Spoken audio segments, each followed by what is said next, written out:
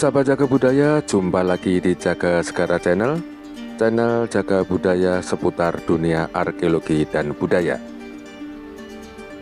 Kembali lagi dalam segmen Sasar Susur menyusuri dan menyasar objek arkeologi. Kali ini sahabat semua akan saya ajak untuk menelusuri informasi dari masyarakat tentang situs gua. Gua seperti apa dan bagaimana? Ikuti perjalanan saya. Gua ini terletak di perbukitan Desa Kajar, Kecamatan Lasem, Kabupaten Rembang. Saya bersama BPJB Jawa Tengah dan komunitas pemuda Daya Warga Kajar akan mencoba untuk menuju lokasi. Di musim penghujan ini sangat beruntung karena cuaca sangat cerah sehingga sangat mendukung untuk melakukan pendakian bukit. Untuk mencapai lokasi harus dilakukan dengan berjalan kaki. Namun jangan khawatir karena suasananya sangat sejuk, hijau, dan damai. Dan jangan lupa untuk membawa air minum dan handuk karena dijamin keringat akan bercucuran ya. Perbukitan Rembang ini merupakan perbukitan karst yang memiliki potensi arkeologis yang sangat tinggi, terutama dari masa prasejarah. Budaya prasejarah ini sebagian besar ditemukan di dalam gua, ceruk atau rock shelter. Dan nanti akan kita lihat jejak budayanya, apakah dari masa prasejarah, masa Hindu-Buddha, atau bahkan masa yang berkelanjutan. Penyebutan istilah gua diklasifikasikan menjadi gua itu sendiri dan ceruk. Gua masih dirinci lagi terdiri dari gua horizontal, vertikal, dan dolik. Gua horizontal memiliki ciri lebar mulut gua lebih pendek dari kedalaman horizontal ruangnya. Sedangkan ceruk memiliki lebar mulut gua lebih panjang daripada kedalaman horizontal ruangnya. Selain itu juga jarang memiliki lorong tambahan yang dapat dimasuki oleh manusia.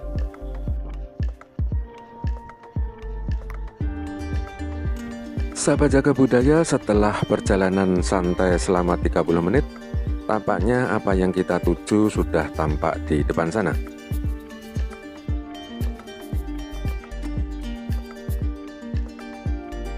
Dan mari kita cermati lebih dekat lagi. Dan rupanya ini sudah dibuatkan tangga dadakan ya oleh masyarakat.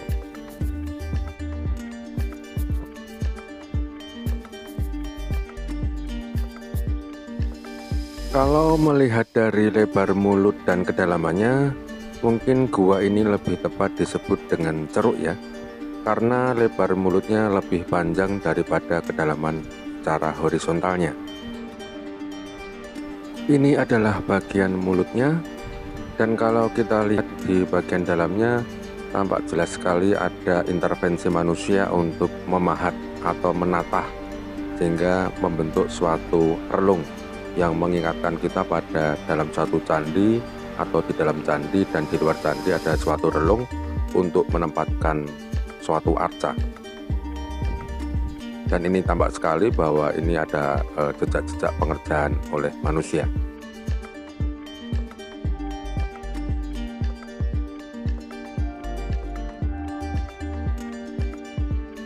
Dan ini tampak jelas sekali di atas mulut ceruknya terdapat jejak pemahatan membentuk garis lurus yang kemungkinan dimaksudkan untuk estetika.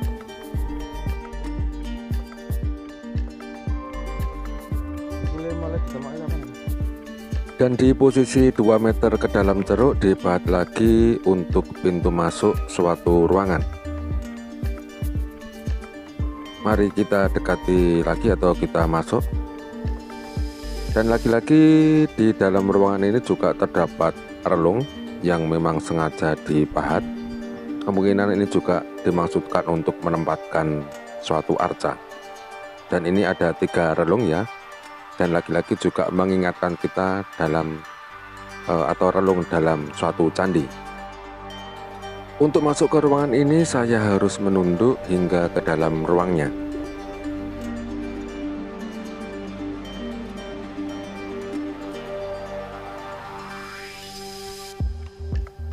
Ceruk ini berorientasi ke arah utara dan sangat leluasa melihat saujana di depannya.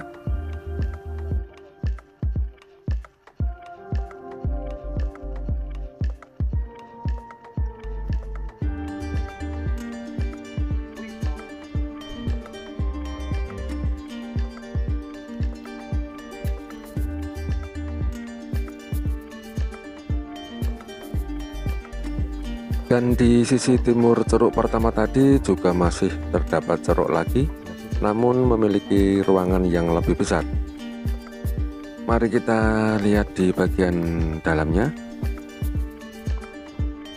Mulut gua ini termasuk pendek sehingga saya harus menunduk, namun tampaknya untuk bagian dalamnya kita bisa berdiri. Di dalam ruang ini pun juga tampak jelas adanya intervensi manusia pada pemahatan dindingnya dengan membentuk relung yang lebih besar di ketiga sisinya. Sahabat jaga budaya, dari indikasi adanya upaya pemahatan untuk estetika ceruk, pemahatan relung yang diduga untuk meletakkan arca, seperti halnya pada candi, diduga situs ini berasal dari masa Hindu-Buddha. Ukuran ceruk dengan ruang besar dan dengan ruang yang kecil tentunya memiliki fungsi yang berbeda. Namun yang pasti kedua ceruk ini memiliki keterkaitan secara fungsi. Kita lanjut ke lokasi yang kedua. Menurut informasi juga terdapat indikasi seperti gua yang tadi ya, dan masih tetap menyusuri perbukitan bersama komunitas daya warga Kajar yang dengan senang hati membantu penyusuran ini. Untuk menuju lokasi kedua ini kita harus menyusuri tebing dan berjalan menempel dinding, karena di sisi kanan lahannya agak miring ke dalam. Posisi dinding tebing ini masih satu bukit dengan gua atau ceruk yang pertama tadi. Kalau yang di sisi ini lapisan dan singkapan geologinya masih tampak jelas sekali.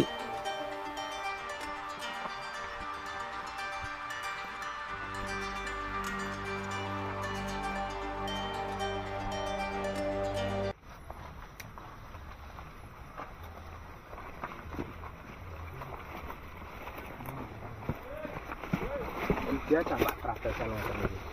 Nggih, setahun pisan. Dereng karuan maksudnya.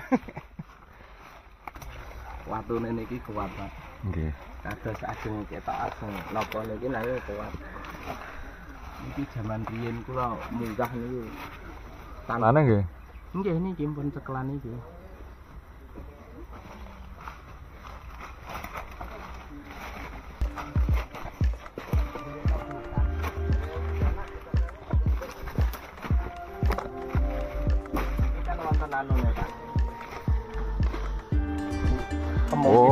Di lokasi ini kita mendapatkan ceruk kecil seukuran dengan relung-relung pada gua yang pertama tadi. Bedanya adalah pada bidang datar bawah terdapat dua cekungan berukuran sama. Mengingat letaknya di luar, diduga bukan untuk meletakkan arca, namun berfungsi untuk meletakkan sesajian.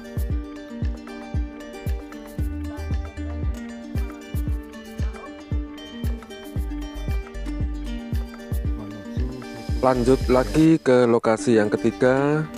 Apakah masih memiliki pola yang sama? Apakah ada intervensi manusia? Tetap ikuti perjalanannya.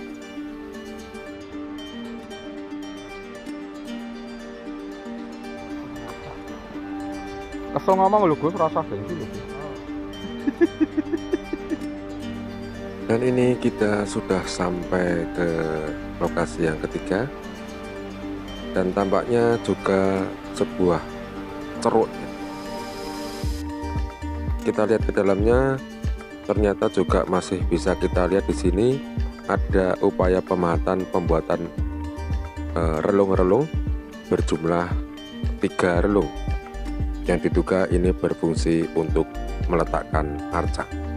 Untuk memasuki ruangan dan berada di dalamnya kita harus dalam posisi menunduk.